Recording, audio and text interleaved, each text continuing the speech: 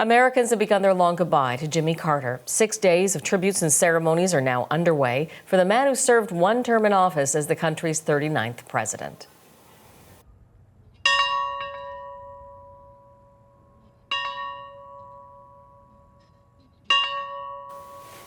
A U.S. National Ranger rings a bell in mourning outside Carter's childhood home. Carter was a peanut farmer, president, peacemaker, and a man who redefined life after the White House, garnering respect and admiration as a humanitarian. Right now, Carter is undertaking his final trip in the public gaze, one that will take him full circle from South Georgia to Washington and back. Journalist Steve Futterman brings us the details. We've already had some very moving moments as this 6-day salute and remembrance of Jimmy Carter begins. It began here in Americus, Georgia. The body was removed from the hospital here, a flag-draped casket. It was loaded on board a hearse by members of his former protective detail. And as it drove out from the hospital, you saw people lining the driveway, some carrying American flags, some having flowers. One woman we saw had a sign that said, "You were one of us." Then it went to Plains, Georgia. This was Jimmy Carter's boyhood home, and it stopped in front of the farm where he grew up.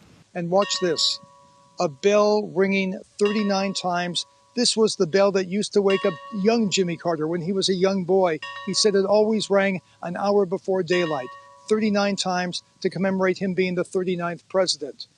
And we're going to see these scenes, I think, the next few days as he's saluted in many locations. People are quite moved by the former president, what he did, what he accomplished, not just during his time in the White House, but afterwards. Now, the body is being transported to Atlanta now.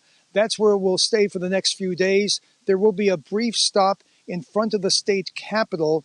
That's where Jimmy Carter served as governor. And then it will be taken to the Carter Center. That's where it will lie and repose until Tuesday, when it's taken to Washington for the events in the nation's capital.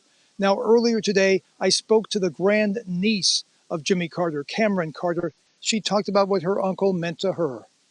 He was so down to earth. We would see him, sometimes he would ride his bike up to our house and you'd see the Secret Service right behind him on their bikes or in their vehicles. And then at Sunday school, he always welcomed us with a smile and with a hug.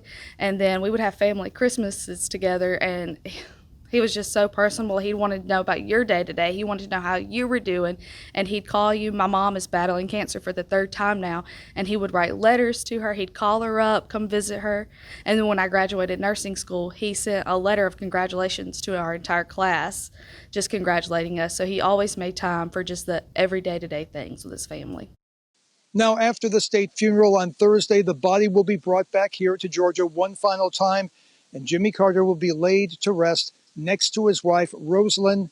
They were married for 77 years, and always a fact I'm amazed by, they actually met each other for the first time. They didn't have a memory of it, but they actually met each other when Jimmy Carter was 3 years old. Steve Futterman for CBC News, Americus, Georgia.